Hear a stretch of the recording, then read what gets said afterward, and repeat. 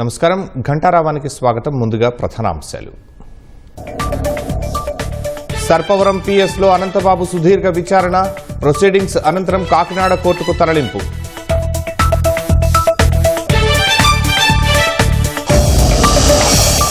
విజయవాడలో పన్నుల శాఖ అటెండర్ అవినీతి దందా, ఆదాయానికి మించిన ఆస్తుల కేసులో శ్రీనివాస్ అరెస్ట్.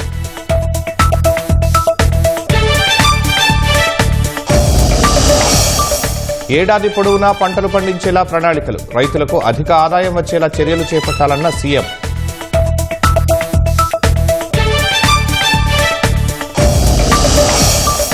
పార్కుకు వచ్చిన పిల్లల్ని ఎత్తుకెళ్లి డబ్బులు డిమాండ్.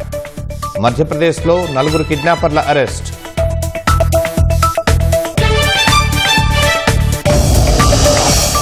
పాకిస్తాన్లో నేడు అమెరికా ఇరాన్ శాంతి చర్చలు, పురోగతిని బట్టి ఇస్లామాబాద్కు జేడీ వాన్స్.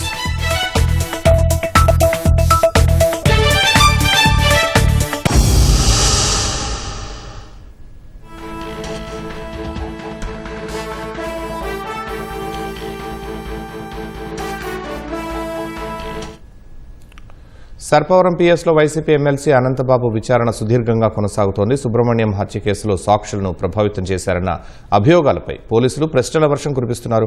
మరింత సమాచారం మా ప్రతినిధి సాయికృష్ణ అడిగి తెలుసుకుందాం. సాయికృష్ణ, అనంతబాబును కోర్టులో ఎప్పుడు హాజరుపరచనున్నారు? శర్మ, డ్రైవర్ వీధి సుబ్రహ్మణ్యం హత్య కేసులో ప్రధాన నిందితుడిగా ఉన్న వైఎస్ఆర్సీపీ ఎమ్మెల్సీ అనంతబాబు నిన్న సాయంత్రం నుంచి సర్పవరం పోలీసులు సుదీర్ఘంగా విచారణ చేస్తున్నారు.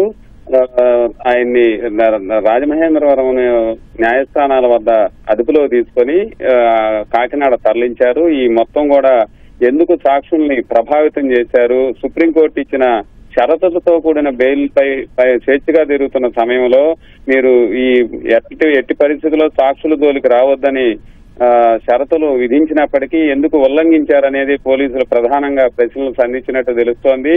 అయితే ఆ సాక్షులు ఎవరో నాకు తెలియదు, నాకు అనేక మంది అభిమానులు ఉన్నారు, అనుచరులు ఉన్నారు, వాళ్లే ఈ వ్యవహారం ఏమైనా నడిపొండొచ్చు అనేది కూడా సమాధానం పోలీసులకు వచ్చినట్టు కూడా మనకి తెలుస్తోంది. అయితే పోలీసులు ప్రశ్నల వర్షం కురిపించారు.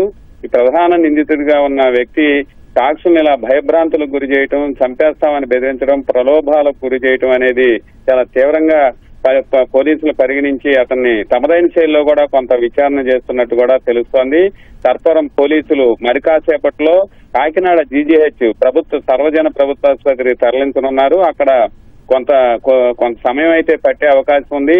ఇతని వైద్య పరీక్షల అనంతరం కాకినాడలోని మొబైల్ మెజిస్ట్రేట్ వద్ద హాజరుపరచనున్నారు. ఈ వ్యవహారాన్ని మాత్రం పోలీసులు చాలా తీవ్రంగా పరిగణిస్తున్నారు. ఎందుకు సాక్షులను ప్రభావితం చేయాల్సి వచ్చింది, దీనికి సంబంధించి బయటపడేందుకే ఇలా వ్యవహరించడం, సాక్షుల్ని చంపేస్తామన్న బెదిరించడం మాత్రం చాలా తీవ్రంగా పరిగణిస్తున్న అంశంగా భావించాలి. అయితే ఆయన సమాధానాలు పొంతలేని సమాధానాలు కూడా చెప్తున్నట్టు తెలుస్తోంది. చివరికి ఇప్పుడు 4 వ్యక్తుల్ని, సాక్షుల్ని, ఈయన 4 అనుచరులు కూడా కాకినాడలోనే ఒక అపార్ట్మెంట్ లో విచారణ బెదిరించారు. ఒక్కొక్కరికి ₹1,00,000 చొప్పున డబ్బులు కూడా ముట్ట చెప్పడం, ఆ డబ్బుల్ని సాక్షులు తిరిగి పోలీసులకి అందించారు. ఈ వ్యవహారం అంతా కూడా ఫిర్యాదు చేశారు. ఈ పరిస్థితుల్లో ఒక వ్యక్తి అందులో రౌడీ షీటర్ గా కూడా ఉన్నాడు, రాంబాబు అనే వ్యక్తి. మిగతా 3 కూడా పోలీసులు అదుపులో తీసుకునే అవకాశం ఉంది. అందులో కీలకమైన వ్యక్తిగా చిన్నబాబు అనే వ్యక్తిని కూడా పరిగణిస్తున్నారు. అతని నుంచి కూడా మరి కొంత సమాచారం రాబట్టే అవకాశం ఉంది. ఈ మెజిస్ట్రేట్ ఉత్తర్వులు ఎలా ఉండబోతున్నాయి, రిమాండ్ విధిస్తారా లేదంటే అతనికి ఎలాంటి వెసులుబాటు ఇస్తారు? రిమాండ్ విధిస్తే మాత్రం వైఎస్ఆర్సీపీ ఎమ్మెల్సీ అనంతబాబుని రాజమహేంద్రవరం సెంట్రల్ జైలుకి తరలించే అవకాశాలు ఉన్నాయి. శర్మ, ధన్యవాదాలు సాయికృష్ణ.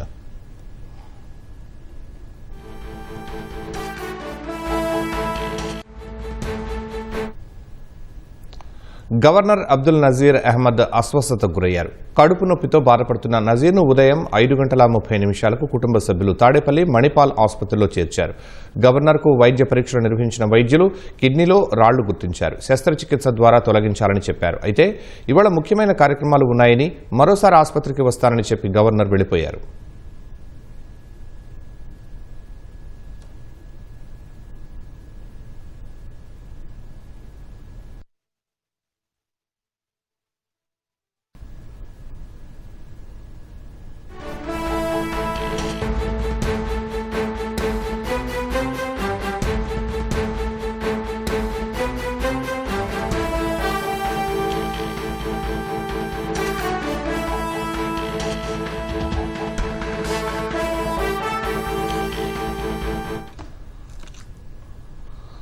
అనంతపురంలో సంచలనం సృష్టించిన హనీ ట్రాప్ ముఠాతో పోలీసులకు సంబంధాలు ఉన్నట్లు ప్రాథమిక నిర్ధారణ అయింది. మరింత సమాచారం మా ప్రతినిధి లక్ష్మీప్రసాద్ని అడిగి తెలుసుకుందాం. లక్ష్మీప్రసాద్, ఈ అనంతపురం హనీ ట్రాప్ ముఠాకు సంబంధించి వివరాలు ఏంటి? శర్మ, 4 రోజుల క్రితము వెలుగు చూసిన హనీ ట్రాప్ కేసు అనేక మలుపులు తిరుగుతా ఉంది.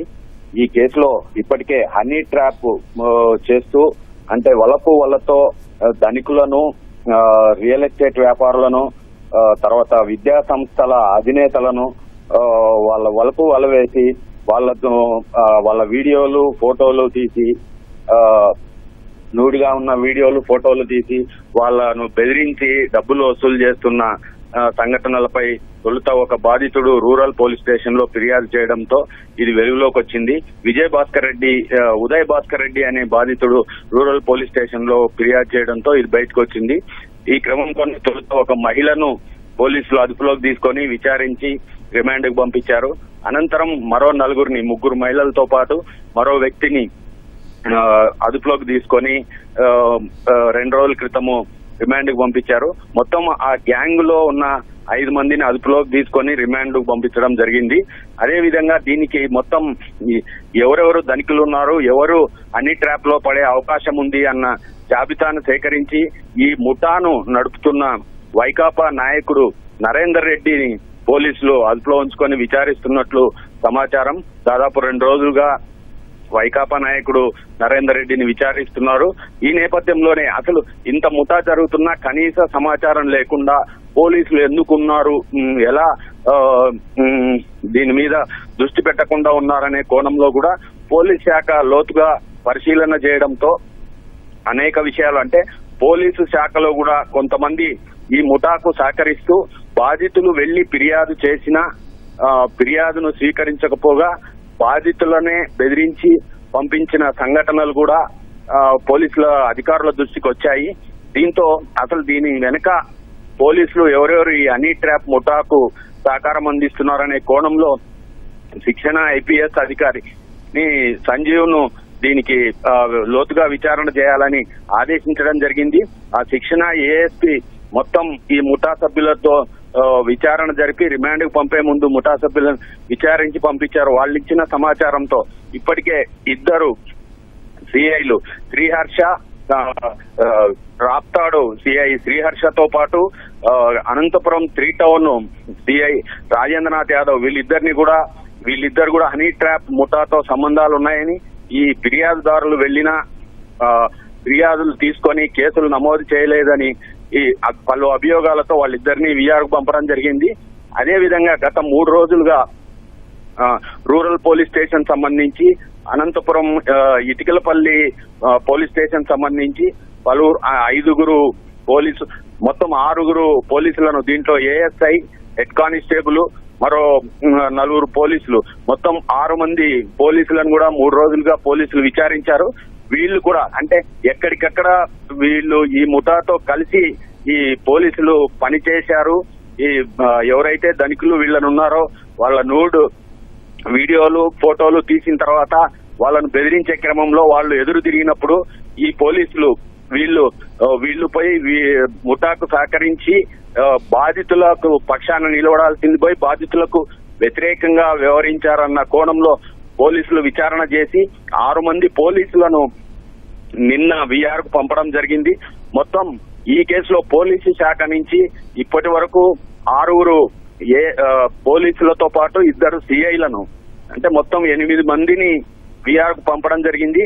ఇంకా కొందరు పోలీసుల ప్రమేయం ఉందని కూడా దీంట్లో ఒక్కొక్కటిగా వెలుగులోకి వస్తా ఉంది. మరికొందరు పోలీసులను విచారించే అవకాశం ఉంది.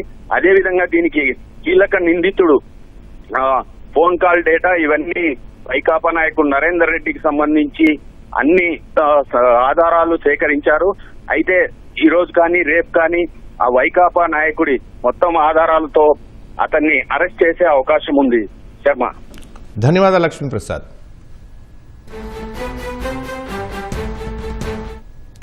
రాష్ట్రంలో వ్యవసాయ రంగాన్ని మరింత బలోపేతం చేయాలని ముఖ్యమంత్రి చంద్రబాబు అధికారులను ఆదేశించారు. రైతులకు భద్రత, అధిక ఆదాయం వచ్చేలా చర్యలు చేపట్టాలని నిర్దేశించారు. డిమాండ్ ఉన్న పంటలు సాగు చేసేలా అవగాహన కల్పించాలన్నారు. ఏడాది పొడవునా పంటలు పండించేలా చూడాలని సూచించారు. భూమిని భాగాలుగా విభజించి ఒకే రైతు వేరువేరు పంటలు సాగు చేసేలా ప్రోత్సహించాలని దిశానిర్దేశం చేశారు. రాష్ట్రంలో పుట్టగొడుగుల ఉత్పత్తిని భారీగా పెంచాలని సీఎం అధికారులను ఆదేశించారు. ఏడాదికి 1,00,000 టన్నుల ఉత్పత్తి సాధించాలని నిర్దేశించారు. 12,960 కోట్లతో ఏపీ మష్రూమ్ మిషన్ 2026-31 అమలుకు అధికారులు కార్యాచరణ సిద్ధం చేశారు. వ్యవసాయం, అనుబంధ రంగాలపై ఉన్నతాధికారులతో సీఎం చంద్రబాబు సమీక్ష నిర్వహించారు. ప్రకృతి సాగు ఉత్పత్తుల్ని సర్టిఫికేషన్తో విక్రయించేలా చర్యలు చేపట్టాలని సీఎం ఆదేశించారు. గతేడాది రబీలో హెక్టార్కు యూరియా వినియోగం తగ్గడం శుభపరిణామమన్నారు. రైతు బజార్ల నుంచి డోర్ డెలివరీ చేసేలా వ్యవస్థను తీర్చిదిద్దారని సూచించారు. రాయలసీమను గ్లోబల్ హార్టికల్చర్ హబ్గా చేసేందుకు క్లస్టర్ల వారీగా అభివృద్ధి కార్యాచరణ చేపట్టాలన్నారు. ప్రపంచంలోనే తొలిసారిగా కోకో పంట కోసం కోకో సిటీ ఏర్పాటు చేస్తున్నామని సీఎం తెలిపారు. 250 ఎకరాల్లో దీని ఏర్పాటుకు సరైన ప్రాంతాన్ని ఎంపిక చేయాలని ఆదేశించారు. అరకు ఏజెన్సీలో కుంకుమ పువ్వు సాగును మరింత విస్తరించేలా, నాణ్యమైన దిగుబడులు వచ్చేలా అధ్యయనం చేయాలన్నారు.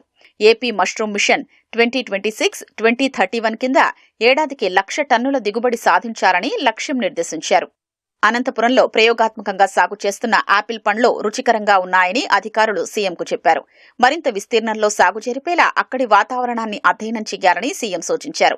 అవకాడో, అంజీర్, పనస, జామ, మిరియాల సాగును పెంచేలా దృష్టి పెట్టాలన్నారు. రాష్ట్రంలో 50 లక్షల ఎకరాల్లో హార్టికల్చర్ జరిగేలా ప్రణాళిక సిద్ధం చేయాలని ఆదేశించారు. బీపీఎల్ రైతు కుటుంబాలకు అనుబంధంగా డైరీ, లైవ్ స్టాక్ ద్వారా అదనపు ఆదాయం పొందేలా చేయూత ఇవ్వాలన్నారు. రాష్ట్రంలో క్రాప్ సర్వే చేస్తున్నామని అధికారులు సీఎంకు తెలిపారు. ఆయా ప్రాంతాల్లో సాగవుతున్న పంటలు, అక్కడి జలవనరులు, ఇతర వివరాలు నమోదు చేస్తున్నామన్నారు. ఫార్మర్ యాప్లో ఇప్పటి వరకు 8 లక్షల మంది రైతులు రిజిస్ట్రేషన్లు చేసుకున్నారని తెలిపారు. యాప్ను రైతులు వినియోగించి ఎంత మేరకు లబ్ధి పొందుతున్నారో ముఖ్యమని సీఎం స్పష్టం చేశారు. ఈ ఏడాది నైరుతి రుతుపవనాలతో సగటు వర్షపాతం తక్కువగా 92% నమోదు కావచ్చని అధికారులు సీఎంకు తెలిపారు. ఎల్నినో ప్రభావం రాష్ట్రంలోని వర్షాధార ప్రాంతాలపై తీవ్రంగా పడే అవకాశముందన్నారు. ఇది పప్పు ధాన్యాలు, నూనె గింజలు, నీటి ఆధారిత ఉద్యాన పంటలపై ప్రభావం చూపిస్తుందని తెలిపారు. ఎల్నినో నివారణ చర్యల్లో భాగంగా pre monsoon dry sowing PMDS విధానాన్ని అమలు చేస్తున్నామన్నారు. వర్షాలకు ముందే విత్తనాలు వేసే పీఎండీఎస్ విధానంతో రైతులకు అధిక దిగుబడితో పాటు పెట్టుబడి ఖర్చు, ఎరువులు, నీటి వనరుల వినియోగం తగ్గుతుందన్నారు. ఈ ఏడాది 20 లక్షల ఎకరాల్లో దీన్ని అమలు చేయాలని సీఎం సూచించారు. వీబీజీ రామ్జీతో దీన్ని అనుసంధానించే అంశాన్ని పరిశీలించాలని సూచించారు. 2026-27లో 13,300 గ్రామ పంచాయతీలకు ప్రకృతి వ్యవసాయాన్ని విస్తరించాలని సీఎం లక్ష్యం నిర్దేశించారు. 25 లక్షల మంది రైతులు 11 లక్షల హెక్టార్లలో సాగు చేసేలా చూడాలన్నారు. రైతు భరోసా కేంద్రాల పనితీరు, వ్యవసాయ రంగ సమాచారాన్ని పర్యవేక్షించేలా రూపొందించిన RSK intelligence hub dash board గురించి అధికారులు సీఎంకు వివరించారు. దీని ద్వారా ఖచ్చితమైన సమాచారం రియల్ టైంలో అప్డేట్ అయ్యేలా చూడాలని సీఎం చంద్రబాబు స్పష్టం చేశారు. త్వరలోనే తాను తిరిగి రాజకీయాల్లోకి వస్తారని విజయసాయిరెడ్డి అన్నారు. మద్యం కుంభకోణం కేసులో ఈడీ తన నివాసంలో సోదాల సందర్భంగా విజయసాయిరెడ్డి ఈ మేరకు వ్యాఖ్యలు చేశారు. రాష్ట్రంలో మరో రాజకీయ పార్టీ ఆవిర్భవించాల్సి ఉందన్నారు. ఎన్నికల్లో వైసీపీకి ప్రజలు బుద్ధి చెప్పారని, ఇకనైనా ఆ పార్టీ నేతలు మారాలని హితవు పలికారు. వైఎస్ఆర్సీపీకి ప్రజలు బుద్ధి చెప్పారు. ఆ గుణపాఠం నేర్చుకొని వైఎస్ఆర్సీపీ తన తప్పుల్ని సరిదిద్దుకొని మళ్లీ తిరిగి అధికారంలోకి రావాలి. అందుకే టీడీపీ, వైఎస్ఆర్సీపీ దొందే థర్డ్ ఫోర్స్కు మాత్రమే ఈ యొక్క రాష్ట్రంలో వ్యాక్యూమ్ అన్నటువంటిది ఉంది. జూలై 2026 సంవత్సరం కూడా అడగండి. ఇమ్మీడియట్గా ఛానల్ అయితే డిజిటల్ లాంచ్ అవుతుంది. అటు మీడియా రంగంలోనూ, ఇటు రాజకీయ రంగంలోనూ ప్రవేశిస్తానని ఈ సందర్భంగా చెప్తా ఉన్నా. 2.5 నెలల పసివాడు పుట్టిన తర్వాత కొన్ని రోజులు బాగానే ఉన్నాడు. కొన్ని రోజుల కిందట ఒక్కసారిగా కదలలేని స్థితికి చేరాడు. వెంటనే తల్లిదండ్రులు ఆసుపత్రికి తీసుకువెళ్లారు. పరీక్షించిన డాక్టర్లు అరుదైన కండరాల వ్యాధి బారిన పడినట్లు తేల్చారు. 6 నెలల్లోపు వైద్యం చేయకపోతే బాలుడి ప్రాణాలు దక్కవని చెప్పేశారు. ఆ వైద్యం ఖరీదు 16 కోట్ల రూపాయలని తెలియడంతో తల్లిదండ్రులు హతాశులయ్యారు. ఇప్పుడు ఏం చేయాలో దిక్కు తెలియని స్థితిలో పడ్డారు. విజయనగరానికి చెందిన వెంకటేష్, అనూష దంపతులు కుమారుడు కృష్ణ సమస్యను ఎమ్మెల్యే అదితి గజపతిరాజుకు చెప్పారు. ఆమె మంత్రి లోకేష్ కార్యాలయానికి లేఖ రాశారు. దానిపై వారు స్పందించారు. క్రౌడ్ ఫండింగ్ కోసం ప్రయత్నాలు ప్రారంభించారు. మనసున్న ప్రతి ఒక్కరూ తోచినంత సాయం చేసి పసివాడిని కాపాడాలని కోరుతున్నారు. 2 నెలలు వాడికి ఎస్ఎంఏ అనే ప్రాణాంతకమైన వ్యాధి ఉంది కాబట్టి వాడికి అయ్యే ఖర్చు 16 కోట్లు. ఫస్ట్ 1 మంత్ వరకు బాగానే ఉంది సార్. తర్వాత ఎత్తుకునేసరికి కాళ్ళు చేతులు కిందకి వేలాడిపోయి కదలడం అవి ఆగిపోయాయి అన్నమాట. ఆగిపోయిన వెంటనే హాస్పిటల్ తీసుకుని వెళ్తే ఈ డిసీజ్ ఉంది, దీనికి ఇంకేం మందేం లేదు అనేసి అని చెప్పారు. ఇంజెక్షన్ ఒకటే ఉంది, అది ఒకటే వేయాలి, లేకపోతే బాబు 1 ఇయర్లోగా చనిపోతాడు, మాకు తగ్గదని చెప్పారు. మా బాబు 1 మంత్ అయిన తర్వాత కాళ్ళు చేతులు ఎక్కువ కలపడం మానేశాడని నేను అనుమానం వచ్చి డాక్టర్ దగ్గర తీసుకెళ్ళినప్పుడు వాళ్ళు అడ్మిట్ చేసి ఒక 10 రోజులు అన్ని రకాల టెస్టులు చేసి లాస్ట్లో జెనెటిక్ టెస్ట్లో SMA type 1 అని నిర్ధారించారండి. కండరాలు అవి పనిచేయడం మానేస్తాయి, నెమ్మదిగా బాబు ఊపిరి కూడా ఆగిపోతుందని చెప్పారు. ప్రస్తుతం ఒక సప్లిమెంట్ డ్రగ్ రిస్డిప్లామ్ అని ఇస్తున్నాము. అది కాకుండా జీన్ థెరపీ చేయాలి, దాని ఖర్చు 16 కోట్ల పైనే ఉంటుందని చెప్పారు. బాబుకి 6 నెలలలోపు ఈ ఇంజెక్షన్ ఇవ్వగలిగితే బాబు సాధారణ స్థితికి వచ్చే ఛాన్సులు ఎక్కువ ఉన్నాయని చెప్పారు.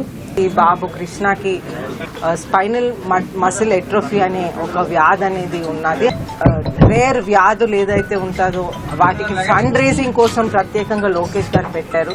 అయితే మనం ఈ లెటర్ లోకేష్ గారికి పంపించిన వెంటనే వారు వెంటనే రెస్పాండ్ అయ్యి వెంటనే కూడా ఫండ్ రేజింగ్ అనేది మొదలు పెట్టారు. ఈ చైల్డ్ కృష్ణ, బేబీ కృష్ణని రక్షించటానికి మనం అన్ని విధాలుగా కూడా మనం ప్రయత్నాలు అనేది చేస్తూ ఉన్నాము. అతను పేరుకు అటెండర్, కానీ అతడి ఆదాయానికి కూడబెట్టిన ఆస్తులకు ఎక్కడా పొంతనలేదు. స్థిర చిరాస్తులు భారీగా పోగేశారు. బినామీ పేర్లతోనూ ఆస్తులు కొన్నారు. విజయవాడ గవర్నర్పేటలోని పన్నుల శాఖ సహాయ కమిషనర్ కార్యాలయంలో అటెండర్గా పనిచేస్తున్న కొండపల్లి శ్రీనివాసరావు, అతని సోదరుల ఇళ్లలో ఏసీబీ అధికారులు చేపట్టిన తనిఖీల్లో భారీగా ఆస్తులు వెలుగు చూశాయి. దీంతో అతనిపై ఏసీబీ కేసు నమోదు చేసింది. 1986లో శ్రీనివాసరావు ఉద్యోగిగా చేరారు. అప్పటి నుంచి ఉమ్మడి కృష్ణా జిల్లాలోని పలు ప్రాంతాల్లో పనిచేశారు. గత ఏడాది అక్టోబర్ 16న విజయవాడ పాతబస్తీలోని అవని ట్రాన్స్పోర్ట్ కార్యాలయంలో ఓ వ్యాపారి నుంచి 16,000 రూపాయలు లంచం తీసుకుంటూ ఏసీబీకి చిక్కారు. అరెస్ట్ అయి జైలుకు వెళ్లి వచ్చారు. రిమాండ్కు వెళ్లడంతో సస్పెన్షన్కు గురయ్యారు. తాజాగా చేపట్టిన తనిఖీల్లో శ్రీనివాసరావు ఇంట్లో పలు ఆస్తులను ఏసీబీ అధికారులు గుర్తించి ఆరా తీశారు. ఒక భవనం, 41 లక్షల రూపాయలతో కొన్న ఇంటి స్థలాన్ని గుర్తించారు. 5 బిస్కెట్లతో కలిపి 760 గ్రాముల బంగారం, 7.8 కిలోల వెండి, బ్యాంకులో 22 లక్షలు విలువైన ఎలక్ట్రానిక్ పరికరాలు, 2 బైక్లను సీజ్ చేశారు. దీంతో శ్రీనివాసరావును ఏసీబీ అధికారులు అరెస్టు చేశారు. అమెరికా, ఇరాన్ల మధ్య మలివిడత చర్చలకు రంగం సిద్ధమైంది. ఇరాన్ విదేశాంగ మంత్రి అబ్బాస్ అరాక్చి, అమెరికా అధ్యక్షుడు డొనాల్డ్ ట్రంప్ ప్రత్యేక రాయబారులు స్టీవ్ విట్కాఫ్, జేడ్ కుష్నర్ పాకిస్తాన్లో కీలక సంప్రదింపులు జరపనున్నారు. ఇందుకోసం అరాక్చి ఇప్పటికే ఇస్లామాబాద్కు చేరుకోగా వాషింగ్టన్ నుంచి విట్కాఫ్, కుష్నర్లు పాకిస్తాన్ బయలుదేరనున్నారు. చర్చల్లో పురోగతిని బట్టి అమెరికా ఉపాధ్యక్షుడు జెడీ వాన్స్ పాక్ వెళతారని శ్వేత సౌధం ప్రకటించింది.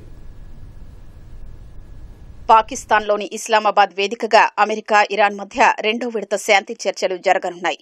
ఇందుకోసం ఇరాన్ విదేశాంగ మంత్రి అబ్బాస్ అరాక్చి నిన్న రాత్రి ఇస్లామాబాద్ చేరుకున్నారు. ఆయన వెంట విదేశాంగ శాఖ అధికార ప్రతినిధి ఇస్మాయిల్ బకే, పలువురు ప్రతినిధులు ఉన్నారు. తొలి విడత చర్చలు జరిపిన Iran parliament speaker Mohammad Ghalibaf Iran బృందంలో లేరు. పాకిస్తాన్ ఉప ప్రధాని Ishaq Dar, field marshal Asim Munir Iran ప్రతినిధి బృందానికి స్వాగతం పలికారు. తొలుత ఇరాన్ విదేశాంగ మంత్రి అరాక్చి పాకిస్తాన్ ప్రధాని షెహబాజ్ షరీఫ్, ఆ దేశ సైన్యాధిపతి ఫీల్డ్ మార్షల్తో చర్చలు జరపనున్నారు. అనంతరం అమెరికా దౌత్యవేత్తలతో కూడా ఆయన సంప్రదింపులు జరిపే అవకాశం ఉంది. అమెరికా తరపున అధ్యక్షుడు డొనాల్డ్ ట్రంప్ ప్రత్యేక రాయబారులో స్టీవ్ విట్కాఫ్, జేర్డ్ కుష్నర్ చర్చల్లో పాల్గొనున్నారు. ఇరాన్తో చర్చల్లో పురోగతి ఉంటే అమెరికా ఉపాధ్యక్షుడు జేడీ వాన్స్ కూడా పాక్ వచ్చి సంప్రదింపుల్లో భాగమవుతారని శ్వేత సౌధం తెలిపింది. అప్పటి వరకు ఆయన వాషింగ్టన్ నుంచే చర్చలను పర్యవేక్షిస్తారని పేర్కొంది. పాక్ సైన్యాధిపతి ఫీల్డ్ మార్షల్ అసీం మునీర్, ఉప ప్రధాని ఇషాక్ దార్లతో శుక్రవారం విడివిడిగా ఫోన్లో మాట్లాడిన అనంతరం పాకిస్తాన్ పర్యటనకు అరాక్చి శ్రీకారం చుట్టారు. అయితే అమెరికాతో చర్చల ప్రణాళిక లేదని పాకిస్తాన్లోని ఇరాన్ ఎంబసీ తెలిపింది. పాక్తో ద్వైపాక్షిక చర్చలకే అరాక్చి వచ్చినట్లు ఇరాన్ అధికారిక మీడియా కూడా వెల్లడించింది. ప్రస్తుతం ఇరాన్లో అధికారంలో ఉన్న వారితోనే అమెరికా అధికారులు చర్చలు జరుపుతున్నారని ట్రంప్ తెలిపారు. రాయిటర్స్ వార్తా సంస్థతో ఫోన్లో మాట్లాడిన ట్రంప్ ఇరాన్ చర్చల్ని కోరుకుందన్నారు. ఏదైనా ఒప్పందం కుదుర్చుకోవచ్చా అనే అంశాన్ని పరిశీలిస్తోందని చెప్పారు. అమెరికా డిమాండ్లు పరిష్కరించే దిశగా ఇరాన్ ఒక ప్రతిపాదన చేయనున్నట్లు పేర్కొన్నారు. ఇరాన్ చర్చల్ని కోరుకుందన్న ట్రంప్ వాదనను IRGC తోసిపుచ్చింది. ఈ నెల 11న ఇరు దేశాల మధ్య జరిగిన మొదటి విడత శాంతి చర్చలు విఫలమైన నేపథ్యంలో తాజా సంప్రదింపులపై ఆసక్తి నెలకొంది. ఇరాన్ తన అణు కార్యక్రమాన్ని త్యజించారని అమెరికా పట్టుబడుతోంది. హర్మూజ్ జలసంధిలో స్వేచ్ఛా నౌకాయానానికి వీలు కల్పించారని డిమాండ్ చేస్తోంది. తమపై విధించిన ఆర్థిక ఆంక్షల్ని తొలగించడంతో పాటు విదేశాల్లో సీజ్ చేసిన తమ ఆస్తుల్ని విడుదల చేయాలని ఇరాన్ కోరుతోంది. యుద్ధం కారణంగా జరిగిన నష్టానికి పరిహారం ఇవ్వాలని డిమాండ్ చేస్తోంది. పౌర అవసరాల కోసమే అణు కార్యక్రమం చేపడుతున్నామని అంటోంది. వీటిపై ఇరు దేశాల మధ్య ఒక అంగీకారం కుదిరితే శాంతి ఒప్పందం కుదిరే అవకాశం ఉంది. లేదంటే పశ్చిమాసియాలో ఉద్రిక్తతలు ఇక ముందు కొనసాగనున్నాయి. అయితే దాడుల కంటే ఇరాన్ను ఆర్థికంగా నష్టం పరచాలనే అమెరికా అధ్యక్షుడు డొనాల్డ్ ట్రంప్ భావిస్తున్నారు. అందులో భాగంగా పోర్టుల దిగ్బంధనాన్ని కొనసాగిస్తున్న ఆయన వాటిని మరింత తీవ్రతరం చేసే అవకాశం ఉంది. మరోవైపు అంతర్జాతీయ భద్రతకు ఇరాన్తో పొంచి ఉన్న ముప్పును అంతం చెయ్యాలన్న తమ సాహసోపేత ప్రమాదకర మిషన్ను సాధించేదాకా ఆ దేశ ఓడరేవుల దిగ్బంధనాన్ని కొనసాగిస్తామని అమెరికా రక్షణ మంత్రి పీట్ హెగ్సెత్ స్పష్టం చేశారు. ఇరాన్లో యుద్ధాన్ని ప్రపంచానికి కానుకగా అభివర్ణించారు. పెంటగాన్లో మీడియాతో మాట్లాడిన ఆయన అమెరికా రక్షణతో ఐరోపా, ఆసియా దశాబ్దాల పాటు లబ్ధి పొందాయని అన్నారు. అయితే అలా ఉచితంగా ప్రయోజనాలు పొందే సమయం ఇక ముగిసిపోయిందని పేర్కొన్నారు. పశ్చిమాసియాలో మొత్తం 3 విమాన వాహక నౌకల్ని మోహరించామని యుఎస్ సెంట్రల్ కమాండ్ తెలిపింది. వాటిలో 200కు పైగా యుద్ధ విమానాలు, 15,000 మంది నావికులు, మెరైన్లు ఉన్నారని ఎక్స్లో పోస్ట్ చేసింది. ఒకేసారి తమ 3 విమాన వాహక నౌకల్ని మోహరించడం ఇదే తొలిసారని పేర్కొంది. ఇరాన్ పోర్టుల దిగ్బంధనం ప్రారంభించినప్పటి నుంచి తాము 34 నౌకల ప్రయాణాన్ని అడ్డుకున్నట్లు వివరించింది. శాంతి చర్చల నేపథ్యంలో పాకిస్తాన్ ప్రభుత్వం ఇస్లామాబాద్లో పటిష్ట బందోబస్తు ఏర్పాటు చేసింది.